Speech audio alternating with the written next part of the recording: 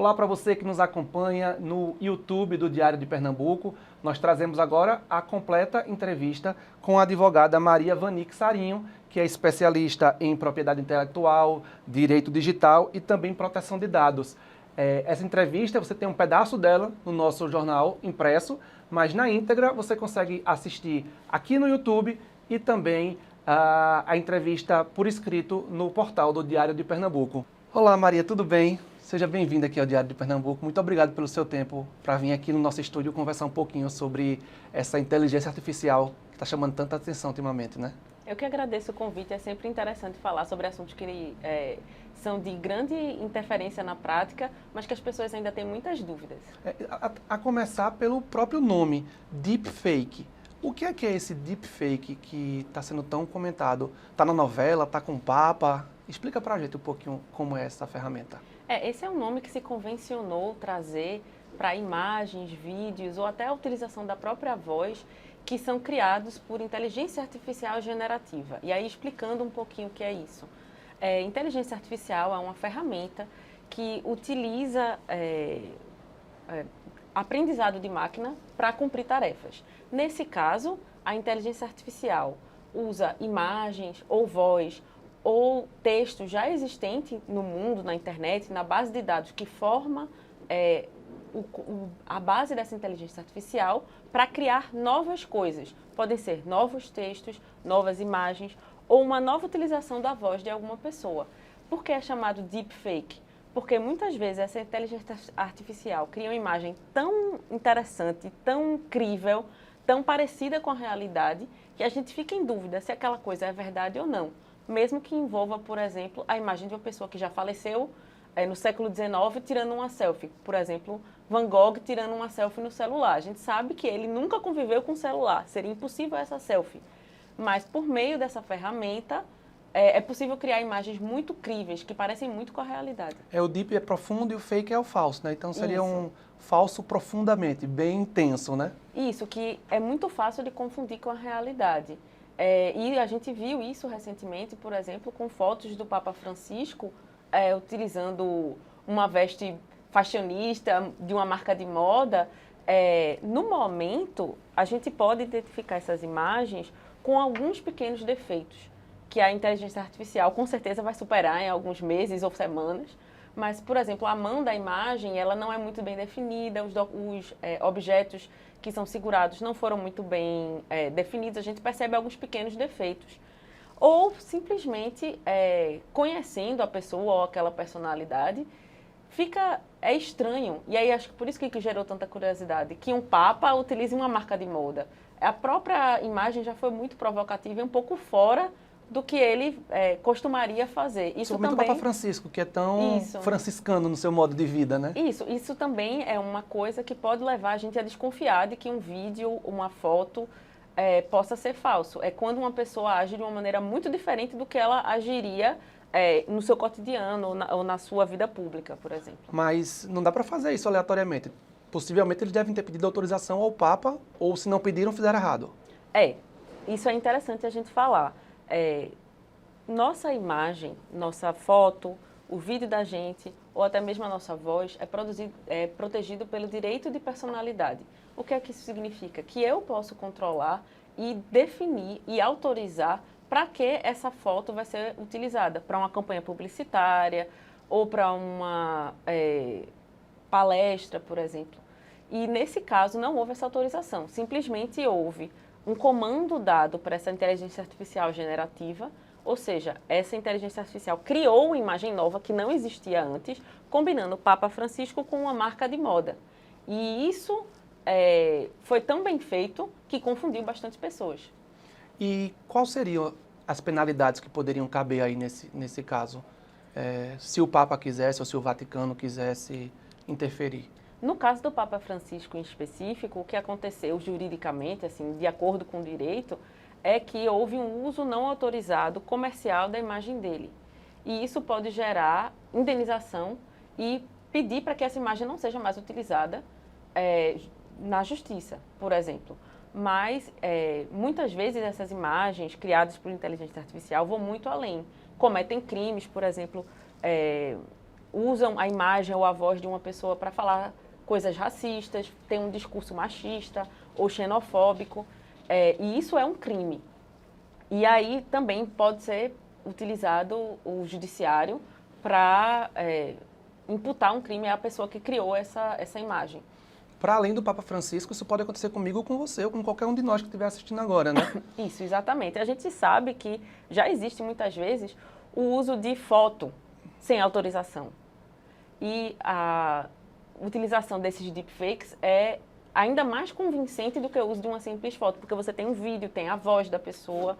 Atualmente existem ferramentas que conseguem reproduzir o tom da sua voz com até 3 segundos apenas da sua voz. E quem é que não manda um áudio no WhatsApp? Então, está amplamente acessível. Mas, nesse caso, quando você tiver algum uso de imagem não autorizada, seja uma foto sua que alguém está usando para fazer um golpe no WhatsApp, seja algum vídeo que foi criado sem a sua autorização, por meio de inteligência artificial, é possível denunciar as plataformas, existe já esse mecanismo, e a depender do caso, se houver algum crime, também é possível entrar no judiciário. Ou, como eu falei, se não for um crime, mas for simplesmente uma utilização não autorizada, também é possível impedir que haja esse tipo de utilização da sua imagem, da sua voz, que são os direitos de personalidade de cada pessoa. Então aí está na base do direito que é um direito personalíssimo, né? O direito da pessoa, e que se for uma pessoa morta, como é que a gente pode fazer então? É muito interessante essa sua pergunta, porque os herdeiros dessa pessoa são as pessoas que vão poder defender e resguardar esse direito da personalidade dela. Então, se houver a utilização sem autorização de imagem ou vídeos de uma pessoa já falecida, são esses herdeiros que podem perseguir essa pessoa, seja por simplesmente o fato de utilizar de uma forma não autorizada ou cometer algum crime com essa imagem. Mas, ao mesmo tempo, também são esses herdeiros que podem autorizar esse uso. É muito interessante a gente lembrar também que a inteligência artificial é uma ferramenta, e como ferramenta ela pode ser utilizada para o bem, para a criatividade, para criar coisas novas e impressionantes, e também para o mal, para cometer crimes. Então, a inteligência artificial tem aplicações muito interessantes com relação à publicidade, à cultura, por exemplo. Foi utilizada a inteligência artificial para que Salvador Dalí recebesse as pessoas no museu que leva o nome dele nos Estados Unidos. E é um vídeo completamente criado, com base em fotos e registros da sua voz. E aí isso foi autorizado pelos herdeiros, para que isso possa ser possível. Mas também tem o lado negativo da inteligência artificial. Quais são? Você pode dar alguns exemplos para a gente? Existem várias formas negativas que a gente já viu acontecendo agora no presente de uso de inteligência artificial. Até clientes seus aqui em Pernambuco, assim, já é uma coisa que está real aqui para a gente?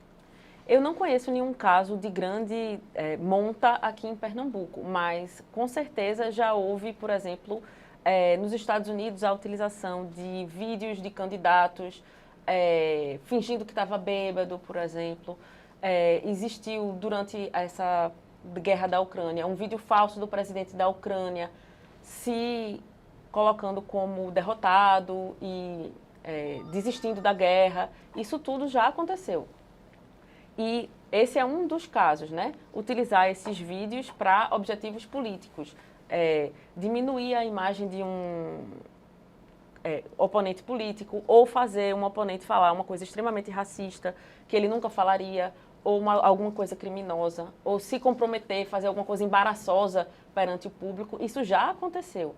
Também existe o uso criminoso dessas ferramentas para gerar pornografia. E aí isso pode ter os mais amplos usos nefastos possíveis. Desde pornografia infantil quanto pornografia de vingança, que é chamado, que é utilizar a imagem de uma pessoa e colocar num vídeo que não existe e ameaçar essa pessoa, por exemplo, que é uma situação que a gente está vendo na novela, etc. Isso, na novela das 7, se não me engano. Não, isso. Na novela das 9? Das 9, eu acho.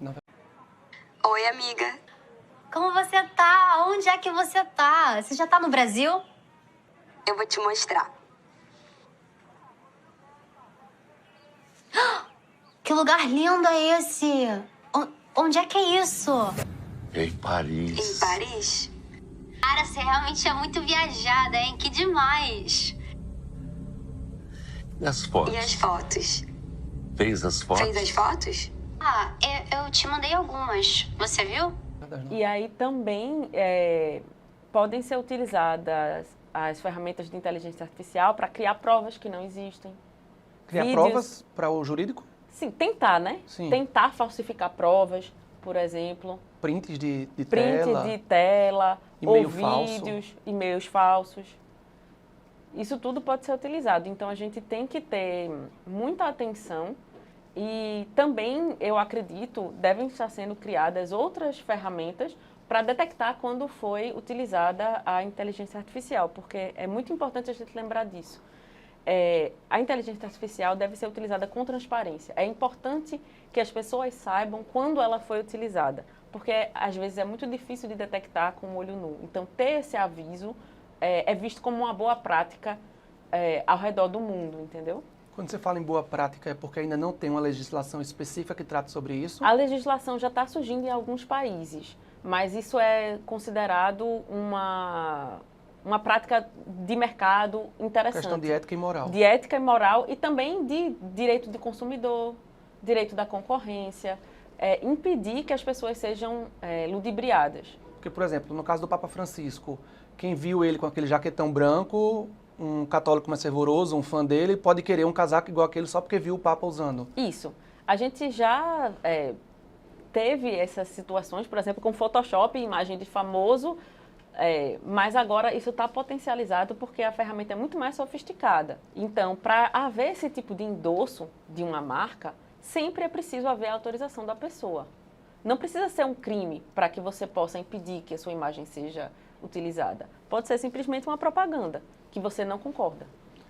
E voltando às pessoas que já morreram, a gente também precisa entender que os vídeos que forem criados, mesmo com autorização, precisa manter uma linha de pensamento da pessoa quando estava viva, né? Não posso uma pessoa de esquerda gravar um vídeo depois, mesmo que o herdeiro seja de direita, autorize aquela pessoa a falar de direita, eu não posso mudar o discurso dela. Existe essa discussão de que é interessante de que a história de vida daquela pessoa seja respeitada. E que o papel dos herdeiros, na verdade, é de manter e zelar por essa integridade dessa história de vida. Então, pode sim, como eu havia falado, cabe aos herdeiros autorizar esse tipo de utilização, mas também é importante a gente lembrar de que existe um interesse público, por exemplo, na vida de um artista famoso ou na sua obra cultural, e os herdeiros permitirem que essa obra seja maculada por posicionamentos que não têm a ver com a história de vida daquela pessoa, pode ser considerado um abuso de direito deles de permitir esse tipo de coisa. Mas isso ainda é uma questão que está em construção. Entendi. E vamos falar um pouquinho sobre as nossas profissões e como a inteligência artificial está criando novas profissões ou pelo menos extinguindo algumas.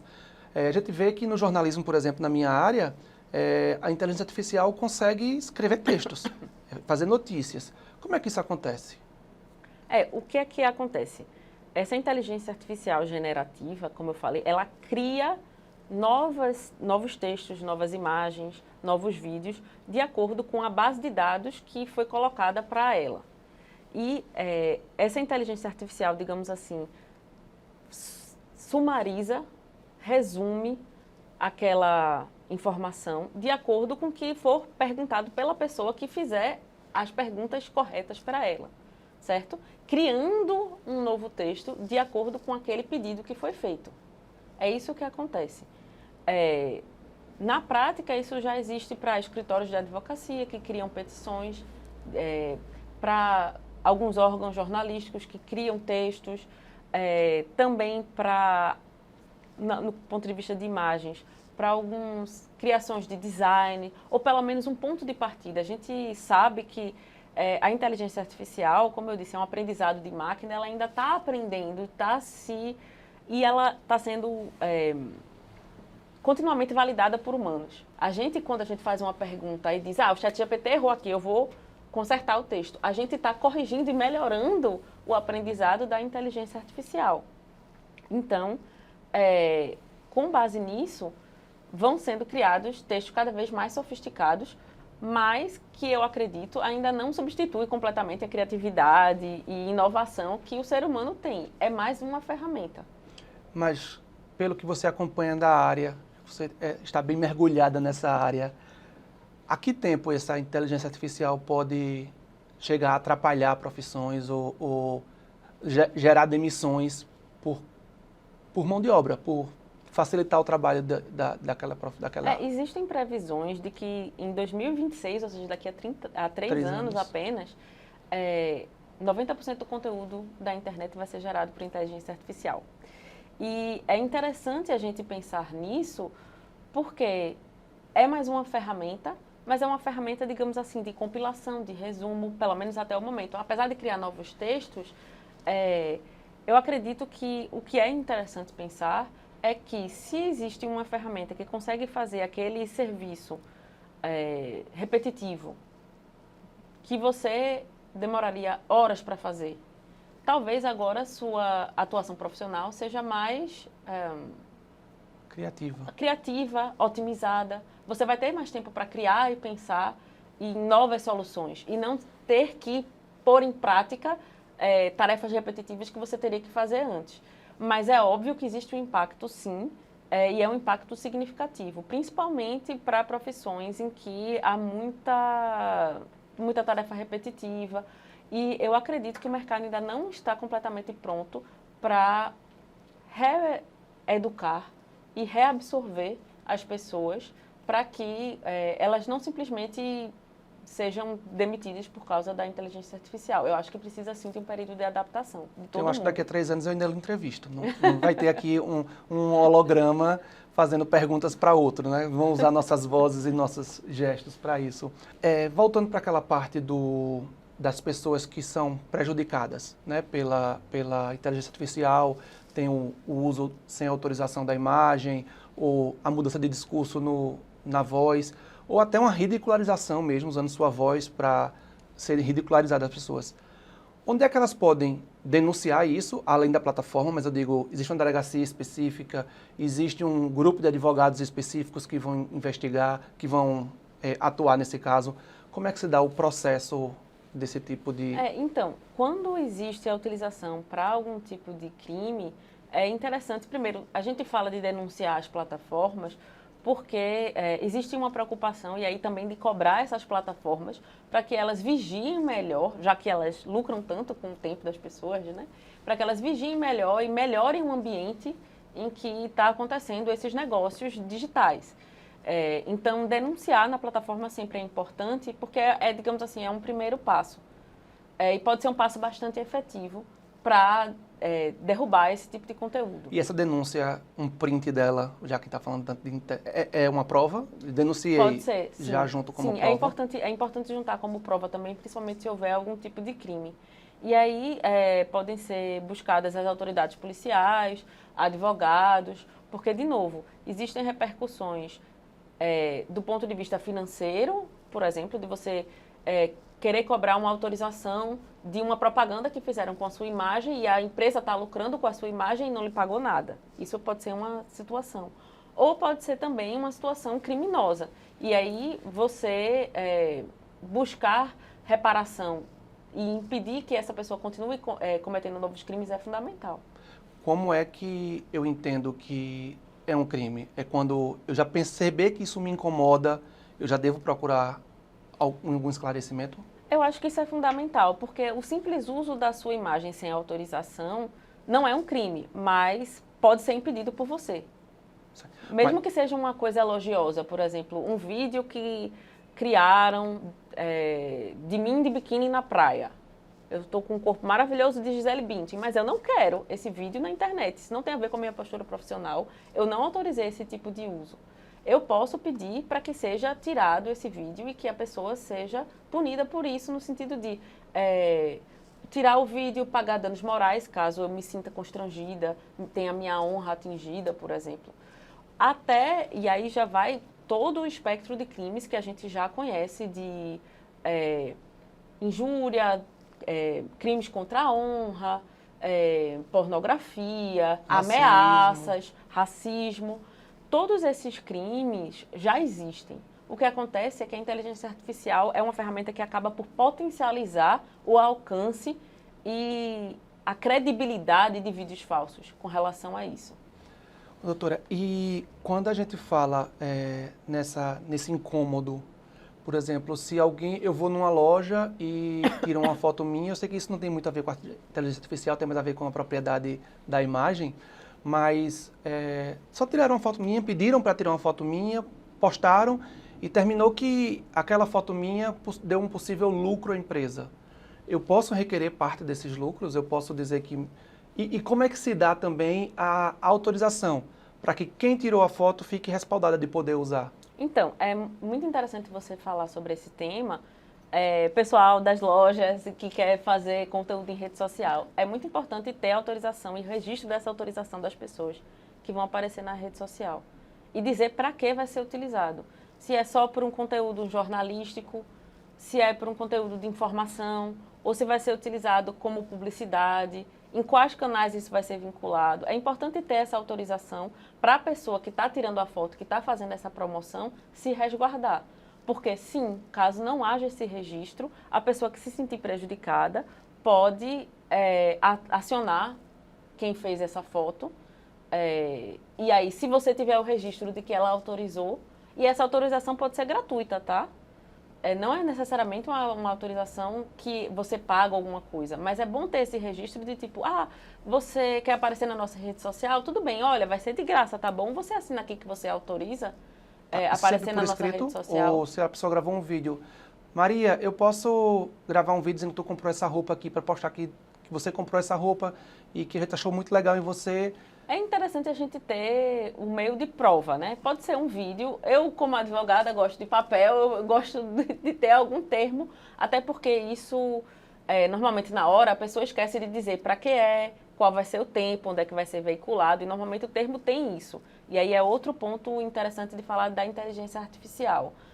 Como todas essas questões patrimoniais e de contratos, é importante que haja o tempo que esse vídeo criado pela inteligência artificial ou criado pela própria pessoa gravando vai estar sendo veiculado, onde vai ser veiculado e qual vai ser a remuneração dessa pessoa, se vai ser de graça, se vai ter algum tipo de remuneração, é importante lembrar disso. E também a finalidade, se vai ser uma finalidade meramente informativa, jornalística, ou se vai ter uma finalidade comercial, de publicidade. Mas como eu negar o fim comercial de uma postagem que eu fiz numa loja comprando uma roupa? Eu comprei esse blazer na loja, a pessoa tira a minha foto e publica. Luiz escolheu a minha marca para se vestir. Como é que eu faço essa separação disso ser só uma informação de que eu tive lá para o comercial? Porque eu, por exemplo, posso influenciar alguém a querer comprar aquele blazer porque eu comprei. Não que eu vá, porque eu não sou nenhum famoso nem tudo mais. Mas algumas pessoas fazem isso. Eu acho que a gente tem que ver no caso concreto. Essa linha é bastante tênue entre informação e uso publicitário. Mas, por exemplo, se essa postagem foi impulsionada no Instagram com a AdSense, etc., isso já é um indício de que ela foi utilizada com fins publicitários. Se eu anunciei para aquilo, é porque eu quero ter algum retorno, né? Se você utilizou aquela imagem de uma forma publicitária, por exemplo, não é apenas uma informação ou uma promoção suave da sua marca. Você está utilizando com o fim comercial mesmo. Mas, como eu te disse, é só vendo no caso concreto como seria. Entendi. E as nossas crianças estão protegidas da inteligência artificial? Como é que a gente pode cuidar delas nesse mundo que já era no meu tempo, era não saia para a rua que é perigoso. Depois, na minha adolescência, as crianças já ouviam, não vá para a internet que é perigoso, a gente não sabe o que tem lá, não sabe quem é que está lá. Na novela a gente vê que o cara, um senhor, se faz passar por um artista e conversa com a menina de 12 anos e convence ela a levantar a saia, convence ela a levantar a blusa, e grava esses vídeos e depois vai extorquir, né? Usa a inteligência artificial para gravar, ele se mascara com a inteligência artificial e depois ele cria conteúdo com inteligência artificial para divulgar com a cara da pessoa para extorquir. Isso foi um caso que eu acredito que foi baseado em casos reais, porque houve esse tipo de crime com crianças em um chat de videogame. Glória Pérez sempre usa na novela alguns temas sociais que estão bem em vigor. Outra novela ela já usou o caso de crianças desaparecidas que as mães procuravam lá no Rio de Janeiro. Sempre inclui esses fatos Eu reais. acho né? que nesse caso são duas coisas. Os pais trazerem para as crianças a educação digital, explicar quais são os riscos, explicar que o estranho não está mais na rua, mas está no computador.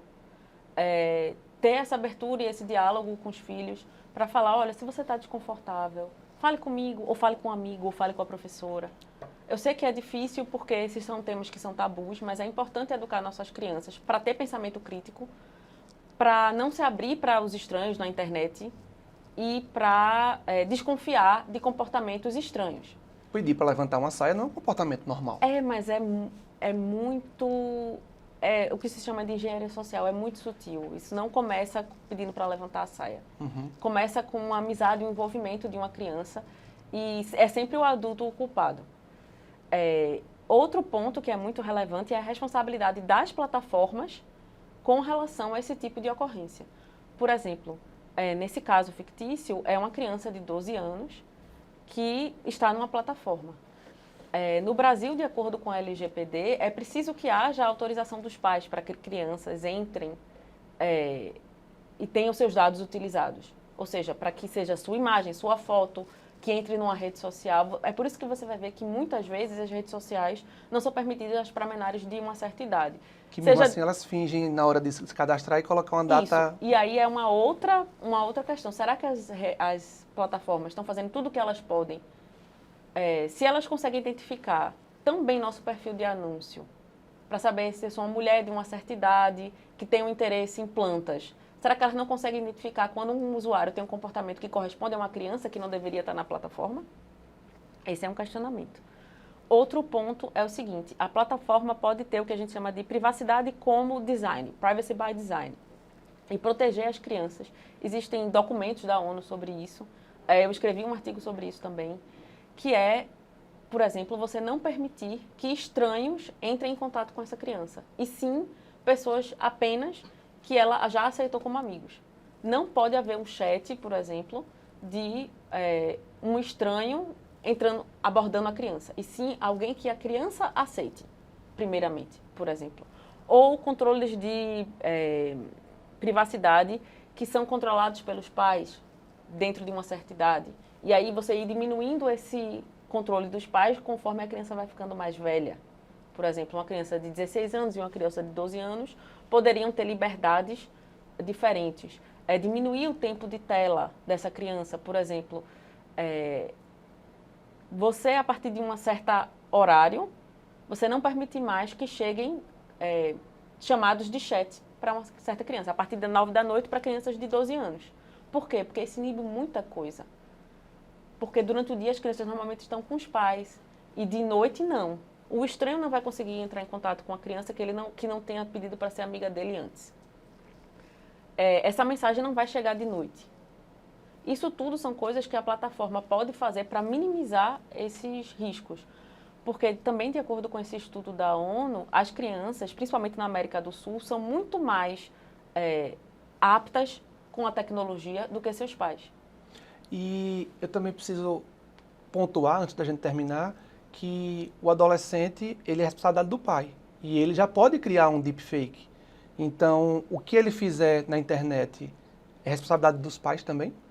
É importante a gente falar disso também. De acordo com a legislação brasileira, não é possível punir criminalmente, por exemplo, uma criança abaixo de 18 anos, da mesma forma que se pune um adulto. Existem sim punições, mas tem uns mais educativos, até porque é responsabilidade de toda a sociedade melhorar e cuidar da educação dessa criança. Então, se um adolescente está fazendo deepfakes de coleguinhas, por exemplo, essa é uma questão que não termina só com ele. Envolve também famílias, envolve também escola e as próprias plataformas.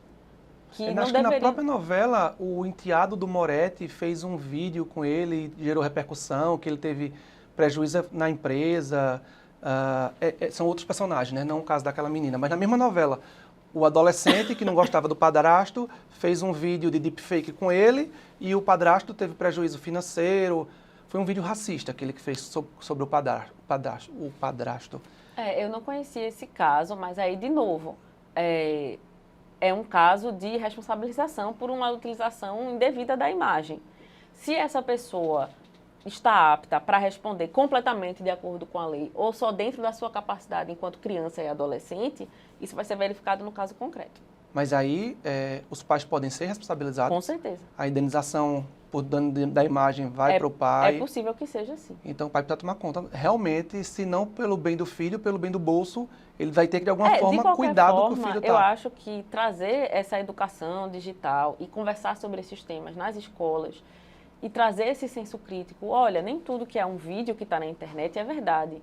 Seja um vídeo gravado por uma pessoa que está falando mentiras, seja um vídeo que foi criado para ser mentira com uma pessoa de verdade. Também trazer esse questionamento de que é preciso ter responsabilidade dentro da internet. Porque é um mundo digital, mas que tem repercussões no mundo real. Então, xingamentos, bullying, tudo isso também são questões que têm repercussões no mundo geral, no mundo real. As pessoas às vezes acreditam que são muito anônimas na internet, e isso não é o caso. Eu acho que pouca gente conhecia o termo deepfake, a gente conversou um bocado sobre isso e viu quanta repercussão isso traz, né? Maria Vanique Sarinho, advogada especialista em propriedade intelectual, direito digital e proteção de dados. Muito obrigado por esses esclarecimentos aqui tão importantes para os jovens, para os adultos e também para as crianças, né? Eu que agradeço. Eu acho que esse tema é muito interessante de ser trazido, porque está cada dia mais no nosso cotidiano. E eu espero que as pessoas comecem a se educar mais sobre esse tema. Tá, Joé, muito obrigado. Eu que agradeço. Pessoal, e vocês, além de ver esse vídeo no YouTube, também tem, eu preciso reforçar, uma entrevista com Maria no Diário Impresso, um texto que a gente vai simplificar dessa matéria, desse vídeo, mas a entrevista completa está aqui no YouTube. E vocês também podem interagir entre vocês na postagem que a gente vai fazer sobre isso nas redes sociais do Diário de Pernambuco, tanto no Instagram, como no Twitter e no Facebook. E lá nos chats abertos vocês podem interagir e conversar sobre o conteúdo que a gente tratou aqui. Até a próxima!